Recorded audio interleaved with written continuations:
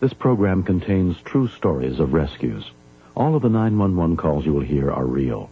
Whenever possible, the actual people involved have helped us reconstruct the events as they happened.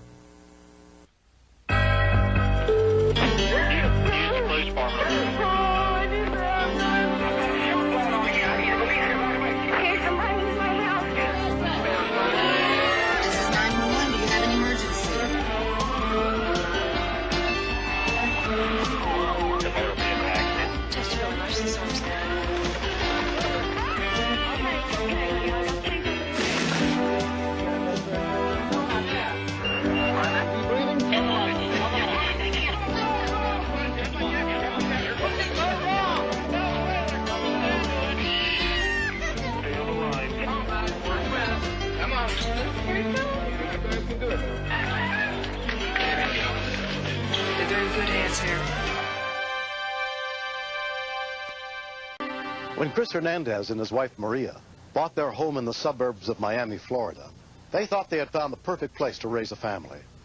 But they began to have doubts when some strange and inexplicable things started happening on the afternoon of July 5th, 1992.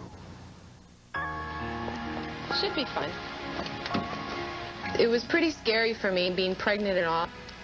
I mean, when my daughter gets older, I can show her the pictures to say, look, a month before you were born, all this happened, and you were oblivious to all of it because you were inside my tummy. Maria and Chris were on their way to a friend's birthday party that afternoon.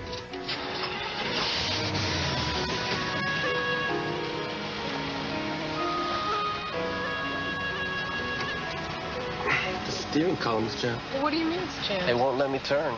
I could not move it. And also, my alternator light came on. So, because we were in a bit of a hurry and it was already getting a little late, we had to park the car back in the driveway and take the other car. About 7 o'clock that evening, we got back home. My husband popped open the hood, and he started to poke around to see what was wrong with the car.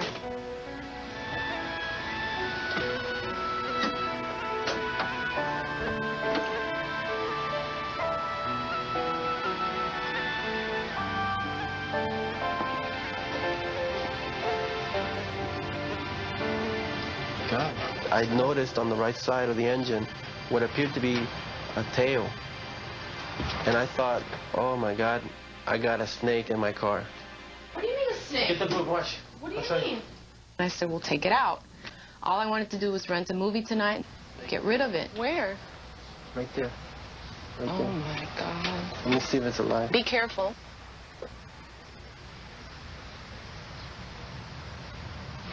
Oh my God, it moved. What do we do? I wasn't as mobile as I usually am, and I didn't know if the fear of this thing would make me go into premature labor. What do you see? There's a big tail down here, Marty. I can't make anything else out. Holy cow, get away from the car. There's a claw there. This is an alligator or a crocodile. Get this thing out of here now, right now. Yeah, hi. I'd like to report an emergency, sort of. We call Metro Day non-emergency number. They said somebody's playing a practical joke on you. Maybe it's an inflatable alligator. Why don't you try poking it? Maybe it'll pop. Okay, give me the number. Who are you going to call? She gave me a couple of phone numbers to some wildlife, game, rescue, etc. But it was Sunday, and no one answered. In desperation, Chris called his best friend, Tim Lanham, a 911 supervisor. Hey, Tim. Hey, thanks for coming out, man. Look at that. You see it? Knowing Chris, I'm thinking, you know, like, I wonder what it is, really. Probably a lizard, maybe a foot or two long, and he's freaking out. Whoa. You see it? Look at that. You see that? That's kind of big. Look at that claw down there.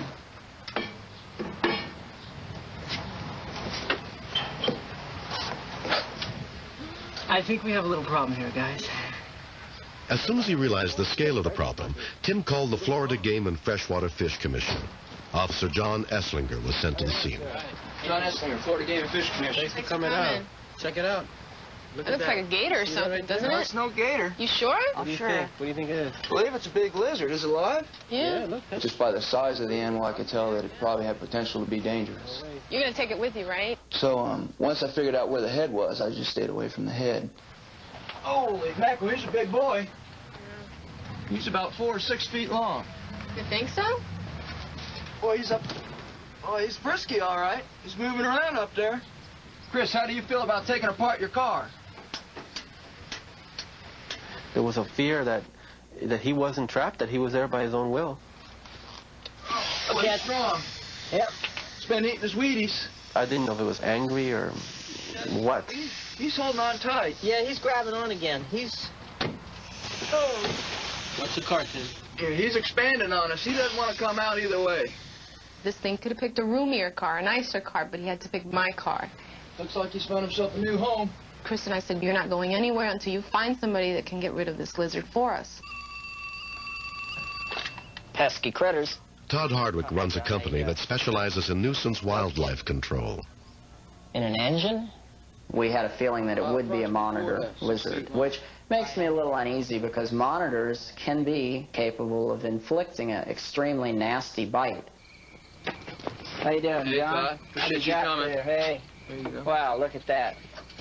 Wow, he's big. He's something else. It's an Asian water monitor, every bit of 6 feet. I was thinking that possibly when the engine started, the fan belts, which were now dislodged, had propelled him up into this position. And there was no way in the world that he was going to come out of this compartment alive. Watch that tail when you're down there with your eyes. Todd's associate, Jill Voigt, was hoping for a better outcome. All I wanted to do was save this lizard and bring it home with me. That's what I wanted. I wanted the lizard. I'm going to need y'all to move back for me a few feet in case something goes wrong here. I got his back legs, and I'm pulling, but he's really stuck. Yeah, I think that we're going to have to go with Plan B, Jill. I didn't really want to be near it, and yet I didn't want to miss the show either. My neighbors came out, they brought their beach chairs, and they said if we wanted some beer, they would bring out the cooler with the beers and everything. Thanks a lot. Okay, here comes the soap, Jill.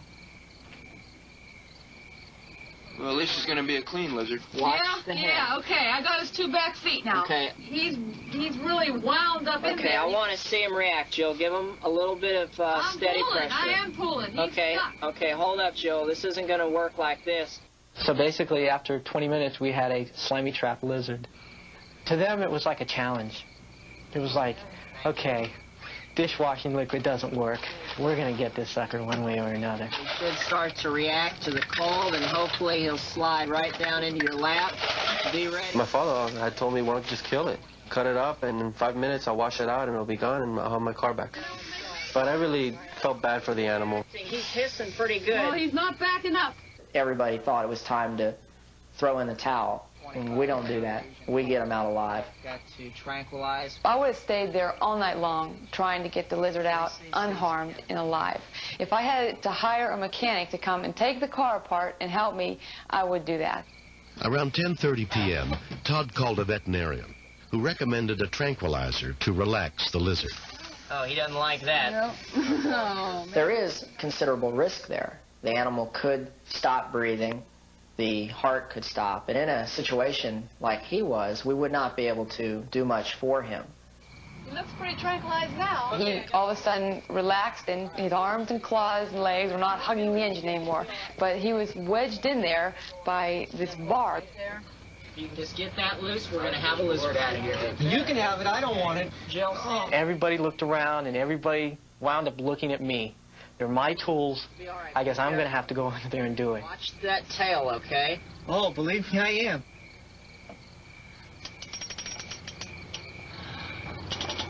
Jill, be ready to get under here. Don't hesitate. She's right here. Don't let the engine fall on you now.